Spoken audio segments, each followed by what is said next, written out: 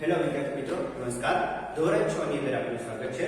ધોરણ 6 ની અંદર આજે આપણે ગુજરાતી વિષયની માતૃવૃત્તિ પાઠ ભણવાનો છે અને એના જો લેખક છે કનૈયાલાલ રામાનુજ, જેમનો જન્મ 1/11/1938 માં થયો હતો. અવસાન 26/4/2002 માં થયું હતું. કનૈયાલાલ લક્ષ્મીરામ રામાનુજ પૂરું નામ તેમનું છે.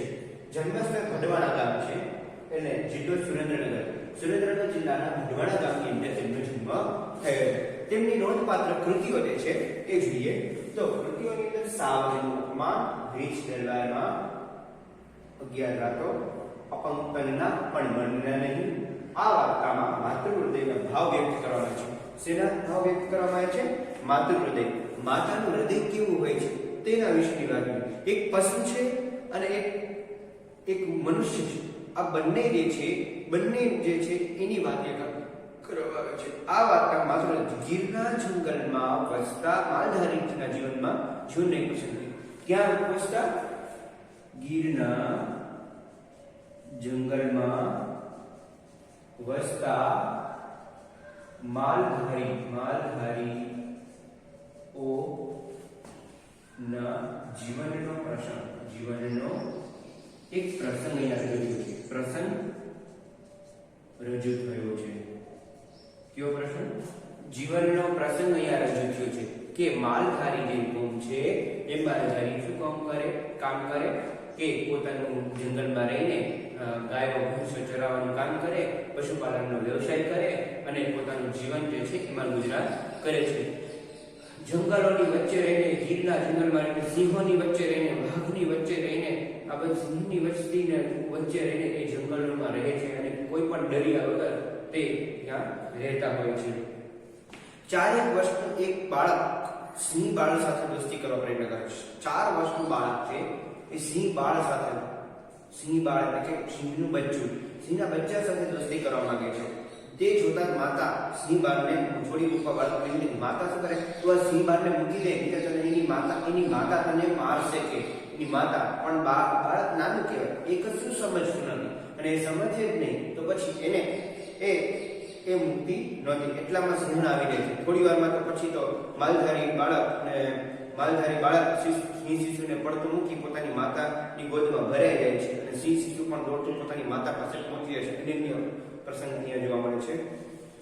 કો અવધૂત સો ગિરનાર બેઠો છે તેની જટા જે પ્રદેશમાં પશ્ચિમ જંગલોને લોકોને નામ આપ્યું છે ગીર, એટલે કે અવધૂત એટલે કે શાહુ. અવધૂત એટલે શાહુ. ગિરનારની તળેટીની અંદર તમે જો તો ગિરનાર જે છે વૈરાગી બાવો દત્તાત્રેય ભગવાનનું પર્વત શિખર, અવધૂત ભગવાન દત્તાત્રેયનું શિખર ત્યાં ગિરનારની અંદર આવેલું અને જ્યાં મોટો પહાડ છે.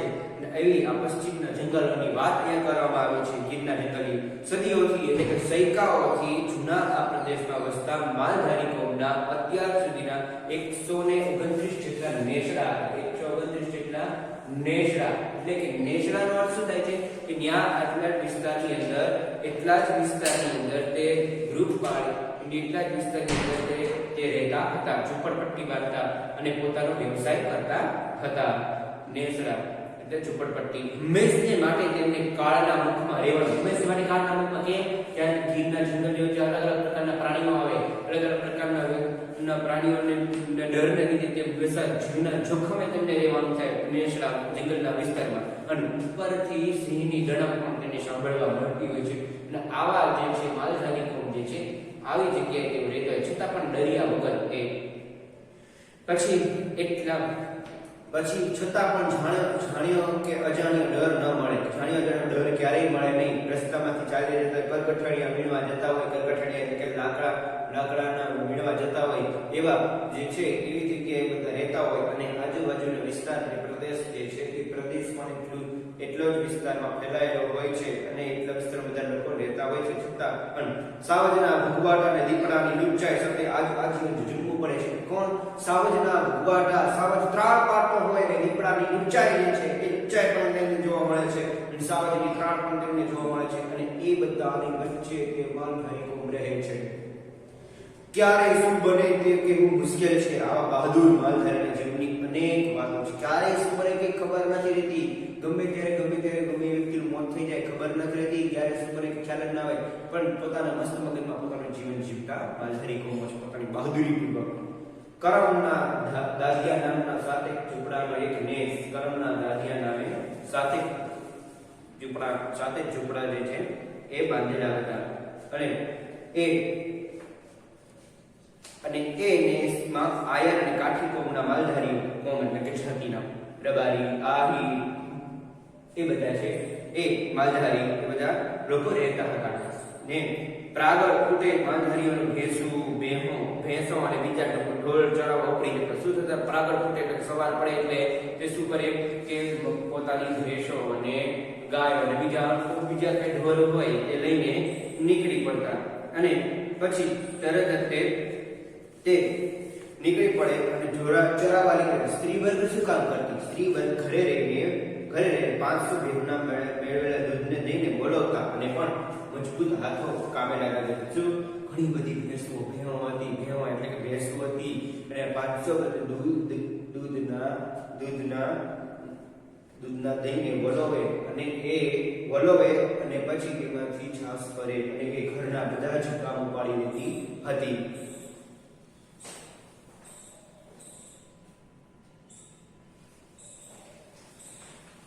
એ ઘરના બધા જ કામ ઉપાડીને સ્ત્રીઓ નાજુક પણ મજબૂત હાથો લાગી જાય. સાંજ પડે ખૂટતું બળતણ વીણવા ગીરના જંગલમાં નીકળી પડે. સાંજ પડે તો બળતણ ખૂટી રહે તો ગીરના જંગલમાં જાય અને ગીરના જંગલમાં જઈને તે આ કાર્ય કરે અને ગીરના જંગલમાં જઈને લાકડા વીણવા જાય. અને કોઈ શહેરી સ્ત્રી શોપિંગ સેન્ટર પર ખરીદી કરવાની હોય તેમ જાણે કોઈ શહેરી સ્ત્રી શોપિંગ કરવાની કરે એવી ગીરના જંગલમાં લાકડા વીણવા નીકળી જાય. બિલકુલ ડરિયા વગર. સિંહની ડળણ પાકતી હોય, દીપડાની નીચા હોય, છતાં પણ તે ડરિયા વગર કરગઠડિયા વીણવા લાકડાના નાના ટુકડા એ વીણવા જાય. આવી આધેડમાંની એક બાઈ એક સાંજે કરગઠડિયા વીણવા ગઈ. આવી જ એક આધેડમાં નહીં વધારે મોટી ઉંમર ને નહીં વધારે ઓછી ઉંમર, એટલે તે આવી કરગઠડિયા વીણવા એક સાંજે ગઈ. અને હારે ચારેક વર્ષનું બાળક જ્યારે ઘરેનું બાળક હતું અને એ બાળક છે માતા પર સૂકા લાકડા વીણતી ત્યાં જ નીકળી ગઈ. માતા શું કરતી? સૂકા લાકડા વીણતી આગળ નીકળી ગઈ. પેલું બાળક ધીમું ફૂલ ચૂંટતું માની પાછળ જતું રહ્યું. પેલું બાળક શું કરતું? ફૂલ ચૂંટતું એટલે કે ફૂલની સુગંધના ફોરમથી તે આગળ જતું ગયું. આગળ જાય તેમ પાછળ છોકરું પણ આવતું જાય. એટલામાં તેની નજર સામેની ભેખડ પર ઝૂમતો ટેકરાનો ખૂણો કરાળ. ભેખડ એટલે કે ટેકરાનો ખૂણો.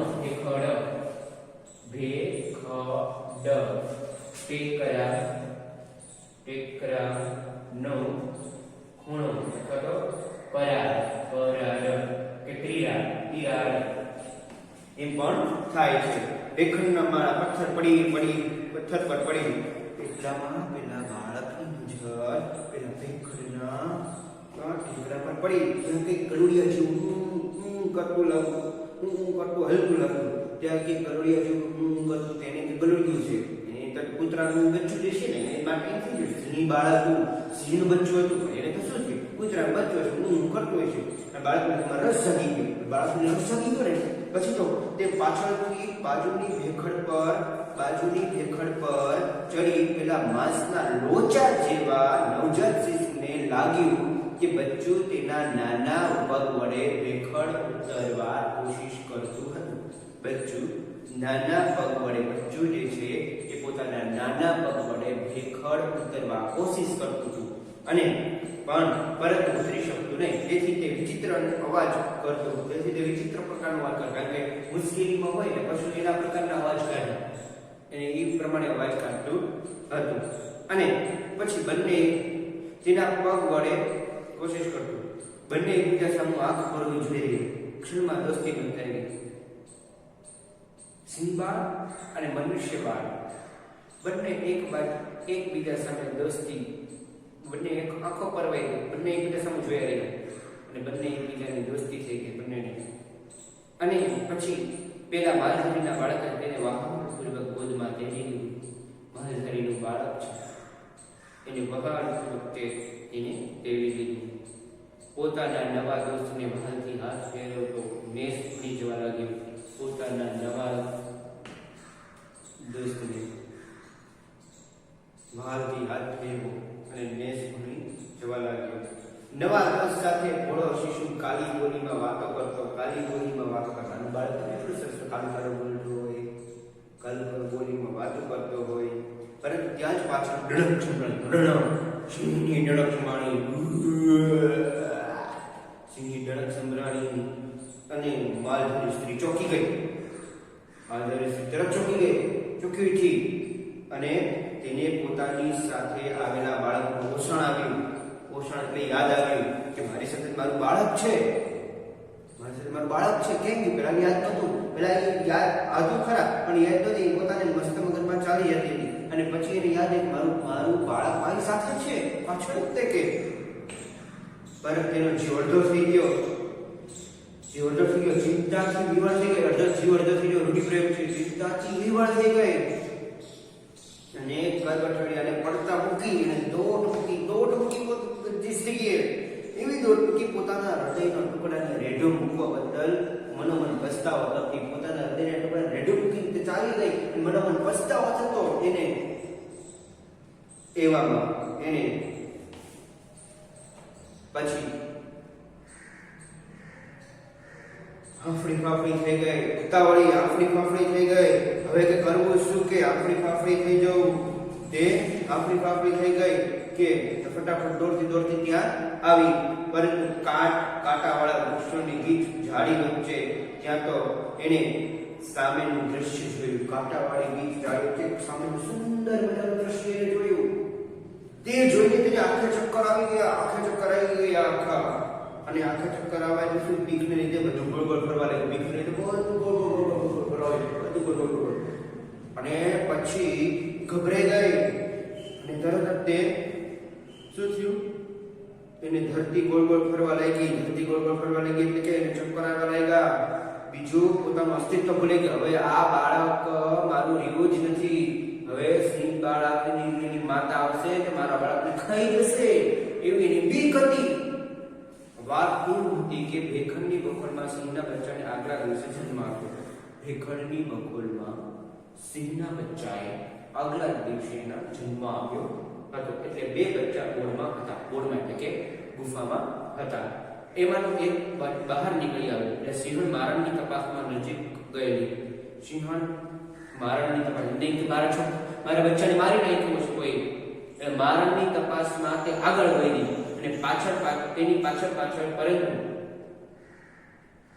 મારણની તપાસમાં નજીક ગયેલી તેની પાછળ ગઈ કે કોને મારા બચ્ચાને મારી નાખ્યો. સિંહે વિચાર કર્યો કે મારા બચ્ચાને કોને મારી નાખ્યો.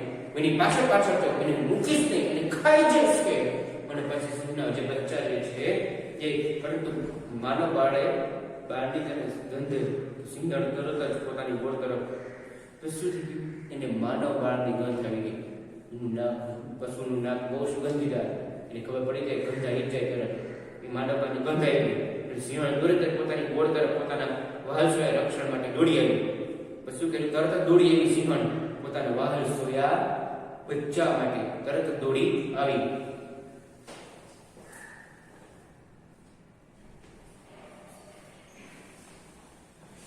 પછી તો વાલસા બચ્ચાને દોડી આવી. જ્યારે પોતાના શિશુને પેલો બાળક ઉઠાવી જતો જોયો તેને દૂરથી ત્રાણ મારી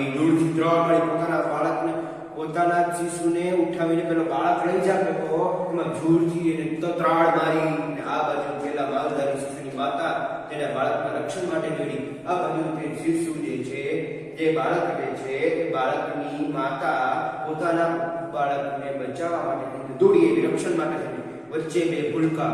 એક બાજુ પશુ દેહધારી તો બીજી બાજુ માનવ દેહધારી. કુદરતની કેવી બલિહારી. એક બાજુ પશુ દેહધારી તો બીજી બાજુ માનવ દેહધારી. કુદરતની કેવી બલિહારી. અને વચ્ચે બંને બાળકો, એક શિશુ બાળ, એક પશુ બાળ અને એક મનુષ્ય બાળ. બંને વચ્ચે બાળકો. માતૃ હૃદય બંનેનું કેવું છે? માતૃ હૃદય બંનેનું પશુ હોય કે મનુષ્ય હોય, એનામાં માતૃત્વની ભાવના તો હોય જ તે બંનેમાં. અને એ માતૃભાવ જે છે કેટલો સુંદર રીતે અહીંયા આલેખવામાં આવ્યો છે. માલધારી સ્ત્રી દૂર દૂર રહે પોતાના બાળકને બગલમાં રહે, જીવાને છોડવા પણ અરે છોડી દે, તું એને છોડી દે બેટા, છોડી દે, આ એની માતા છે, આ તને એની માતા તને મારશે, તને ખાઈ જશે, તું મારાથી દૂર થઈ, તું એને છોડી દે, તું એને છોડી દે. છતાં પણ તે જીવ બાળને છોડી શકતો નથી. અને પછી એનો જીવ તો તાળવે ચડી ગયો, મારો જીવ, હા મારા વાલસોયા દીકરાને ખાઈ જશે, મારા વાલસોયા દીકરાનો આજ તો મોત જ આવી ગયો. રામ રમી જશે કે હે ભગવાન કે કરો કે પણ બાળક હાથમાં આવેલું અદ્ભુત રમકડું કેમ છોડ્યું? એની તરફ રમકડું લાવ્યું. આ બાળક હાથમાં આવેલું અદ્ભુત રમકડું શું કામ છોડે? એ છોડવા માંગતું નહોતું. એનામાં એટલું બધું મોહિત થઈ ગયો હતો, એ બધું મોહ લાગી ગયો કે એને એની સાથે જ રાખવું. એટલે આ બાળક જે છે એ બાળક હાથમાં આવેલું રમકડું છોડવા માંગતો નહોતો. માનો જીવ તો તાળવે છૂટી ગયો. હે ભગવાન, જાણે હમણાં જીવ નીકળી જશે એવી સ્થિતિ થઈ ગઈ હતી. હમણાં જીવ જશે એવી સ્થિતિ થઈ ગઈ હતી એની. જીવ તાળવે છૂટી જવો એટલે કે જીવ નીકળી જવો, હમણાં જીવ નીકળી જશે કે. અને આ બાજુ શું થયું? આ બાજુ પાછળ ઘુરઘાટ કરતી સિંહણ આવી અને સાવ નજીક આવી ગઈ. કોણ જાણે ક્ષણમાં શું બનશે? બંને જણા સામસામે ઉભેલા, વચ્ચે શિશુબાળ અને પશુબાળ બંને સામસામે માતા ઉભેલી. અને જોઈને પેલી તો મનુષ્ય માતા જે છે તો ડરી ગઈ. પેલી સ્ત્રી તો ડરી ગઈ અને સિંહણે એવી ઘૂઘવાટ મારી ને એ ઘૂઘવાટના ઓલામાંથી ડરી ગઈ કે મારા બાળક હમણાં ખાઈ જશે. પછી તો બંને થોડી ક્ષણમાં શું બનશે એવું પૂછે કે છે કે માનવ સ્ત્રી પોતાના બચ્ચાને પટાવતા છેલ્લી વિનંતી કરતા ચીસ પાડી, છોડી મૂક બેટા, છોડી મૂકે ને, એને તું મૂકી દે, તું એને છોડી મૂક, તને આ ખાઈ જશે, તને એને છોડી મૂકી દે ને, એને રાખવા તારી પાસે, તને આ બાળ ખાઈ જશે, એની માતા છે. સિંહણ પણ બાળકની ફક્ત 7 ફૂટ દૂર પાછળ ચાલી આવતી. ઘૂઘરાટ ગુસ્સામાં પાડેલી બૂમ હતી. તેની આંખોમાં અજબ પરિવર્તન આવી રહ્યું હતું. અને માલધારી બાળકે શિશુને પડતું મેલ્યું. દોડીને માની ગોદમાં ભરાઈ ગયું. માલધારી પછી શું કર્યું? બાળકે સિંહ પશુ હતી, સિંહ બાળક હતું, એને તરત જ તેને મૂકી દીધું અને તરત દોડીને તેની માતા પાસે ભરાઈ ગયું. આ બાજુ પેલું સિંહ શિશુ પણ દોડીને એની માની ગોદમાં ચાલતું હતું.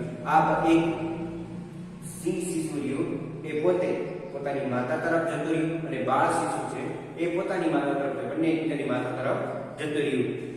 સામે માતા અને વચ્ચે તેમના બે શિશુઓ. ઘડી તો બંને માતાએ આંખ મિલાવી. બંને માતાઓએ આંખ મિલાવી. માલધારી સ્ત્રી પાછળ પગે ચાલી ઘેર. તે પોતાના નેછડામાં એટલે કે રહેઠાણમાં જવું હતું, જ્યારે સિંહણને તેના જંગલમાં પોતાની ગોળમાં જવું હતું. બંને માતાઓ પોતાના શિશુને લઈને ત્યાંથી ચાલી ગઈ. તેમના ખોળિયા જુદા હતા, પરંતુ શિશુ પ્રત્યેની જે મમત્વ હતું, જે મમતા હતી, પ્રેમ હતો, કશો ભેદ નહોતો. ખોળિયા અલગ હતા, પ્રાણ અલગ હતા, પણ બંનેનો જીવ જે છે, માતા મમત્વનો જે જીવ જે છે એ એક હતો. પેલીને પણ પોતાના બાળકની ચિંતા હતી. પશુ સિંહણ છે એની પણ પોતાના બાળકની ચિંતા હતી. હમણાં પેલીને ચિંતા હતી મારા બાળકને ખાઈ જશે. સિંહણને ચિંતા હતી મારા બાળકને મારી પાસે મારી નાખશે કે.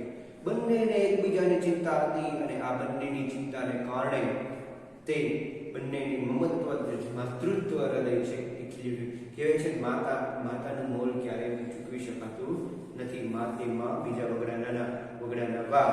પણ પશુ માતા હોય કે સ્ત્રી માતા હોય, પશુ માતા હોય કે સ્ત્રી માતા હોય, પક્ષી માતા કોઈ પણ હોય, માતા હોય છે. એનામાં મમત્વ હોય છે, પ્રેમ હોય છે, સ્નેહ હોય છે, એ બધું જ હોય છે. સપનાઓ સાકાર થાય. માતા વિચારે, પોતાના દીકરો આગળ વધે અને આગળ વધી સારા સપના સાકાર કરે.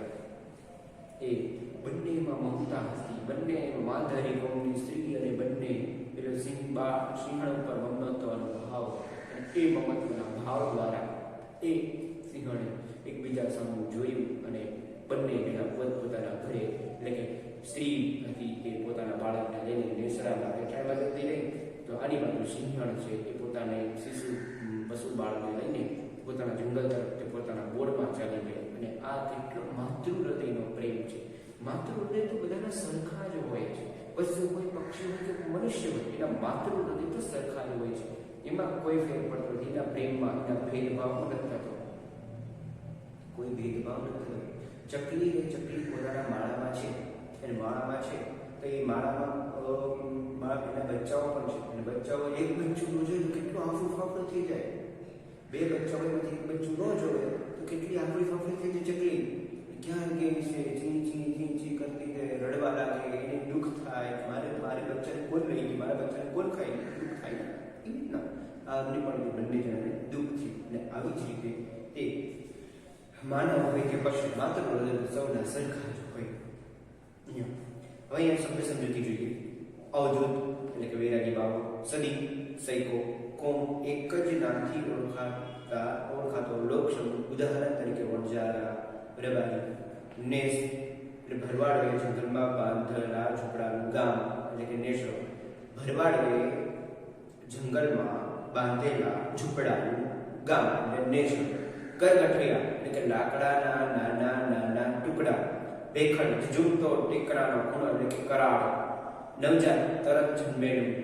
ડણક સૂની ગર્જના, ઓસણ યાદ આવવું. રેઢું સાવ રખડતું સંભાળ વિનાની. કાળ એટલે મોત. માલધારી ઢોર ઉછેર કરતી જાતિનો માણસ. આહીર બળતણ એટલે બાળવાના લાકડા. આધેડ એટલે અડધી ઉંમરે પહોંચેલું. કાટ કાંટાવાળા વૃક્ષોની ગીચ ઝાડી. ત્રાળ એટલે ત્રાળ નાખીને મોટો અવાજ કરવો. બલિહારી એટલે ખૂબી. ગુરકાટ ગુસ્સામાં પાડેલી બૂમ. પરિવર્તન ફેરફાર. અગાધ અતિ ઊંડું. ખોળ્યું એટલે શરીર. પ્રાગટ એટલે પ્રૌઢ થવું. રસ પડવો એટલે મજા પડવી. આંખે ચક્કર આવે અને બીકને લીધે બધું ગોળ ગોળ ફરી જવું. ચોંકી જવું, ચમકી ઉઠવું. જીવ તાળવે ચડી જવું, હમણાં જીવ નીકળી જશે એવી સ્થિતિ થઈ જવી. જીવ અડધો થઈ જવું, ચિંતાથી વિવર થઈ જવું. દિનનો ટુકડો ખૂબ હલવું એ અર્થ થાય છે. તો તમારે હોમવર્કની અંદર રહેશે. હોમવર્ક લખીને બધા આપણે હોમવર્ક લઈ લઈએ.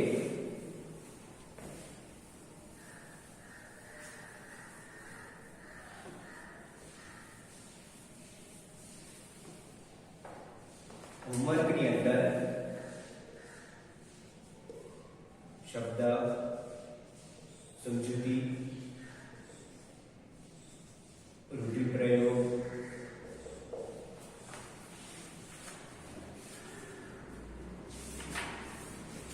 પછી અભ્યાસનો પ્રશ્ન બીજો, અભ્યાસ પ્રશ્ન 2, સ્વાધ્યાય પ્રશ્ન નંબર 1 અને 1-2, પ્રશ્ન નંબર 1 અને 2 પાકી બુકમાં લખો. આ તમારું હજુ હોમવર્ક છે. તો શબ્દ સમજૂતી, રૂઢિપ્રયોગ, સ્વાધ્યાય પ્રશ્ન 2, અભ્યાસ પ્રશ્ન 2, સ્વાધ્યાય પ્રશ્ન 1 અને 2 બાકી બુકમાં લખવાનું. એ સિવાય આપણે કાપી બુક સિવાય જે કહેવાય લખાવતા નથી. તો આજનો અહીંયા તાસ પૂર્ણ કરીએ. ધન્યવાદ. આભાર.